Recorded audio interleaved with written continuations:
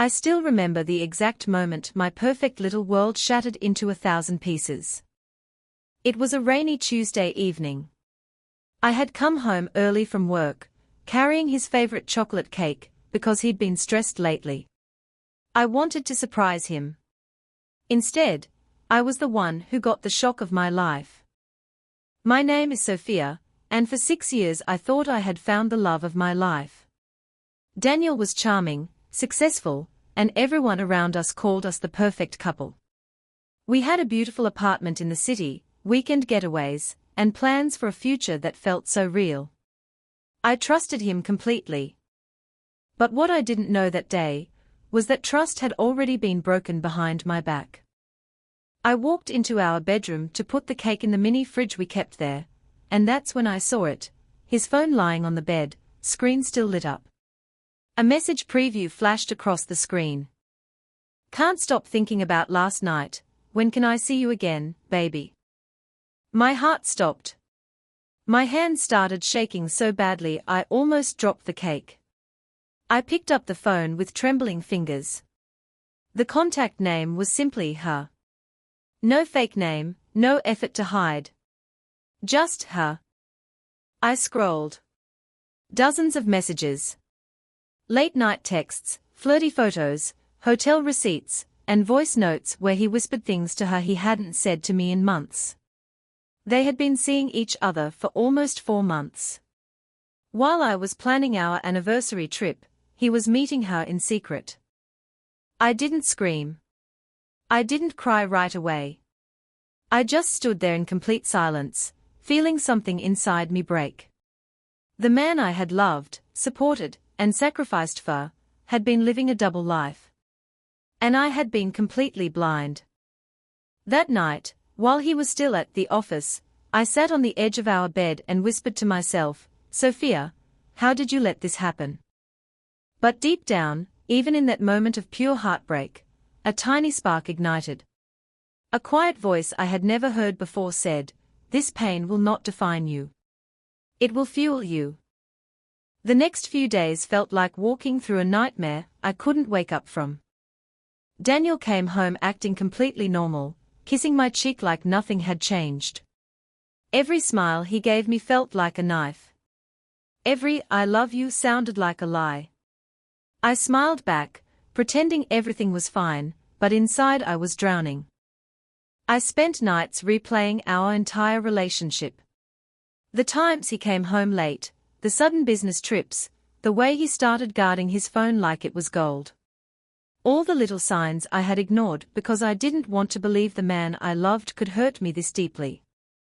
The betrayal cut so much deeper than just the affair. It was the way he made me feel foolish. I had been the understanding girlfriend, the one who always supported his dreams, the one who believed we were building something real. Meanwhile, he was sharing intimate moments with someone else and laughing about how easy it was to keep me in the dark. I cried in the shower so he wouldn't hear. I lost my appetite. My friends noticed I looked pale and asked if everything was okay. I lied and said I was just tired. How could I tell them the man I thought I'd marry had shattered my heart? But slowly, the tears turned into something else, clarity. I realized I had 2 choices: stay broken and let him continue living his secret life, or turn my pain into power. I chose the second. I started gathering evidence quietly. Screenshots, hotel bookings, even a few voice recordings I managed to get without him noticing. I didn't confront him yet. I needed to be smart. I needed to protect myself first. I met with a lawyer in secret. I opened my own separate bank account. I quietly began moving important documents and sentimental items to a safe place.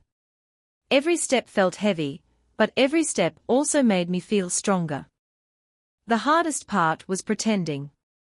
Sleeping next to him at night while knowing what he had done.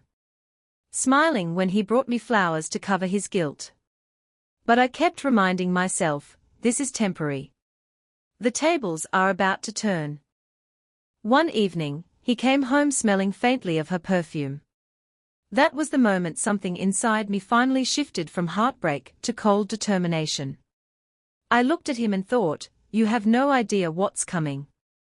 3 weeks after I discovered the truth, I decided it was time. I planned everything carefully. I invited our closest friends and family to a small, surprise dinner at our apartment. Daniel thought it was just a normal get-together. He even helped me set the table, completely clueless. When everyone arrived, I served dinner with a calm smile. Then, after dessert, I stood up. I looked at Daniel and said softly, before we end the night, I want to share something important.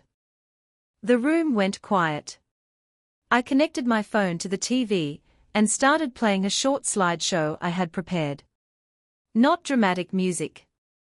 Just the cold, hard truth, screenshots of messages, dates that matched the times he said he was working late, hotel charges on our shared card. Gasps filled the room. His mother covered her mouth. His best friend looked away in disbelief. Daniel's face turned pale. He tried to speak, Sophia, this isn't. But I raised my hand gently and continued. I loved you with everything I had. I stood by you when times were hard. And while I was planning our future, you were destroying it behind my back. Tonight, everyone who loves us gets to see who you really are. I didn't yell. I didn't cry in front of them. My voice stayed steady, filled with quiet strength. Then came the final blow. I slid an envelope across the table toward him. Inside were divorce papers, already signed by me, along with a copy of everything I had gathered. I'm not asking for revenge that destroys you, I said, looking him straight in the eyes. I'm simply taking back my life. From today, you no longer get to live in my world while playing in someone else's. The silence in the room was deafening. His secret was no longer hidden. It was exposed in front of the people whose opinions he cared about most. In the weeks that followed, everything changed for him. Friends distanced themselves. His family was disappointed. The other woman quickly disappeared once she realized the comfortable double life was over. Daniel lost the respect he once took for granted. As for me, I moved into a new apartment. I started therapy, surrounded myself with real friends, and slowly began rebuilding. The pain didn't vanish overnight, but every day I felt a little lighter. Looking back now, I realize the greatest revenge wasn't exposing him. It was choosing myself when he chose someone else. It was refusing to stay small and broken. It was turning the tables not with cruelty, but with quiet, dignified strength. If you're watching this and you've been betrayed by someone you loved, hear me clearly, your pain is valid. Your tears are valid. But you are so much stronger than what happened to you. Don't let their betrayal define your worth. Gather your strength, protect your peace, and when the time is right, turn the tables with grace. Because the most powerful revenge is becoming the woman they could never break.